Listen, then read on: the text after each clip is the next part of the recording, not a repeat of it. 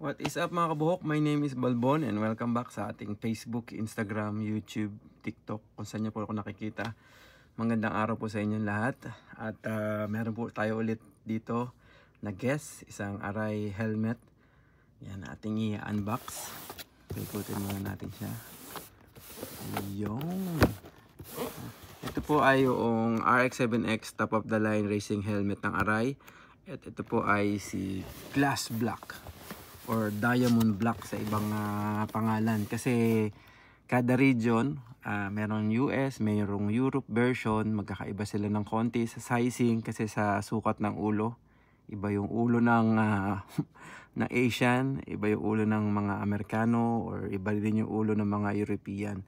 So may kanya-kanyang pangalan. Meron kayong makikita Corsair X o kaya RX-7V Evo, or kung saan man panig, magkakaiba po, pero physically sa itsura po magkakamukha sila, pero may konting pagkakaiba sa mga sizing. Pero yung mga pangalan nag-iiba-iba rin para ma-distinguish kung saan bang region galing. Pero galing po yan lahat sa Arai at dito po lahat ginawa sa Japan. So yun, ating unbox itong RX-7X na Glass Black.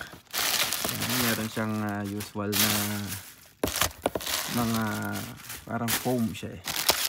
Meron din siyang kasamang chin guard or chin curtain. Yan, nilalagay sa may baba para medyo mabawasan ng ingay.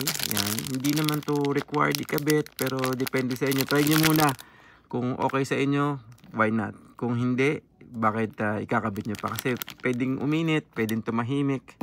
Maraming pros and cons kung ano ba yung function nito, depende na sa inyo. So yan, meron siyang accessory na ganon. Meron din tong kasamang lubricants para dun sa lens, para hindi dumikit pag naluma na, kailangan yung gawing moisturize, or kaya dun sa mga mechanism pwede nyo siyang gawing lubricant. So yun, unbox natin. Ayan po, wala nang natirang laman sa box.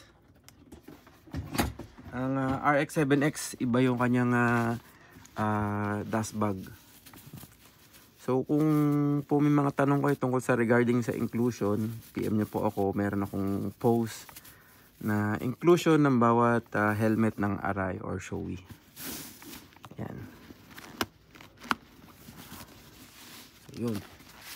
Ito po ay yung Glass Black ng Arai RX-7X. Yung pong play ng Arai ay meron siyang glass black, matte black, glass white, tapos white. Yung white, yung pagkakaiba ng glass white at saka ng white ay yung paano ko ba i-explain?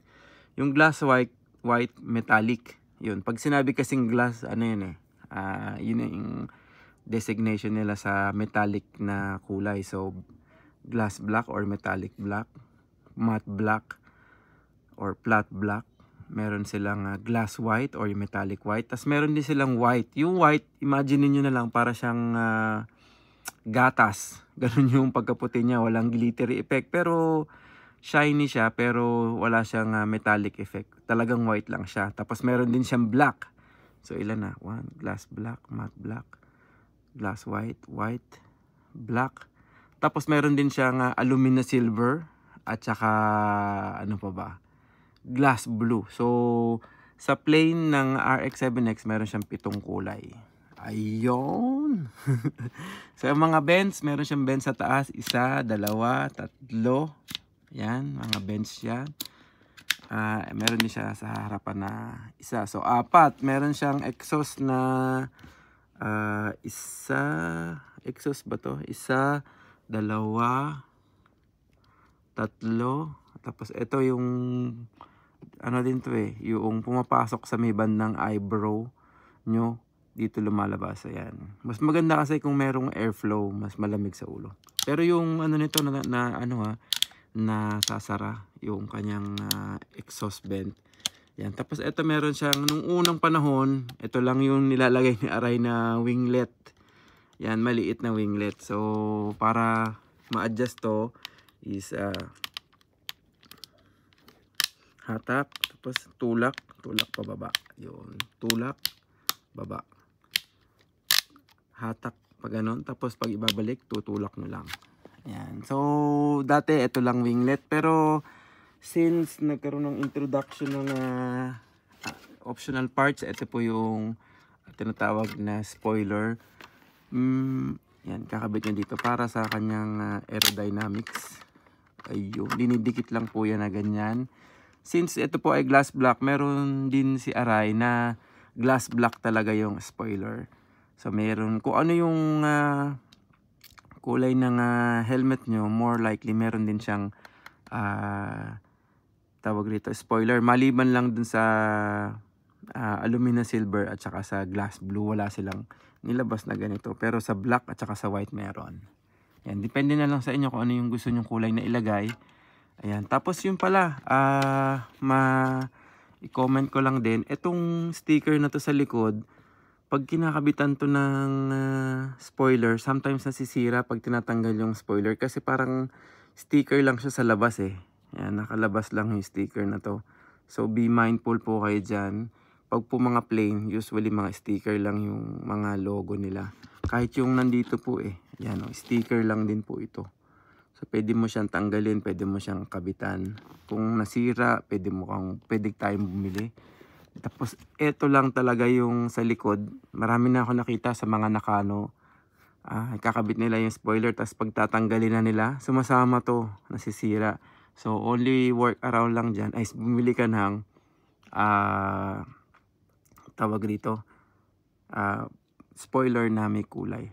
In that case, makakabili ka ng original na ganito. Or, kung okay lang naman sa'yo, kabitan mo na lang ng pagawa ka na lang sa sticker shop. Kung gusto yun, kung ganun yung gusto mong solusyon. Pero, if ever masira to dahil sa spoiler na tinanggal mo, the way is bili ka lang ng may kulay na spoiler. So, yun. Ito pa pala. Ano pa ba? Double D ring ang RX-7X. Ayan. Sa umpisa lang siya nakaka-intimidate. Pero madali lang naman siyang ilagay. Meron din siya nung function na pwede mo itong ibaba if kailangan mong ng konting seal sa iyong helmet. Ano pa ba yung masasabi ko?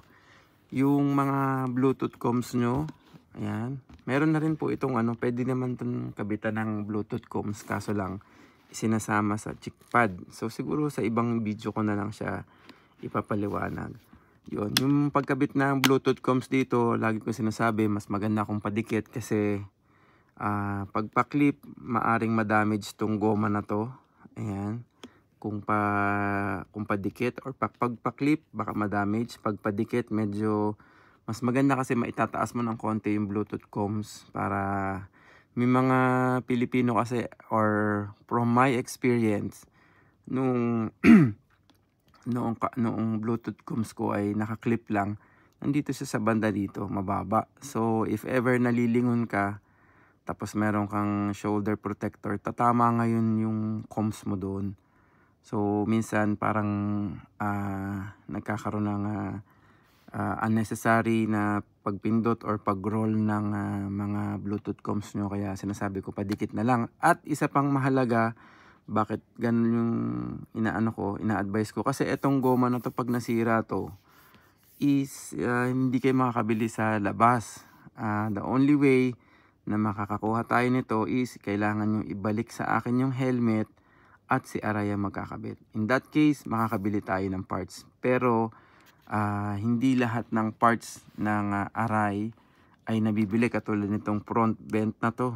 Hindi rin na sila nagbebenta. Dati nagbebenta sila, pero ngayon hindi na sila nagbebenta. Ang gusto nila is yung authorized na Arai ang personnel ang magkakabit nitong mga parts na to. So, meron silang binibenta, pero hindi mo mabibili directly. Kailangan mo ibalik sa shop, sa mga Arai shop, at doon ka o-order at sila yung magkakabit. Same as dito sa mga top na to, top diffuser na to. Nakakabili pero kailangan mo ibalik sa akin at sila yung magkakabit. So yun lang po. Marami pong salamat. Sana may natutunan tayo sa ating munting video. So kung meron po kayong katanungan, mag-PM lang po kayo sa helmet ni Balbon. Ride safe. Peace out.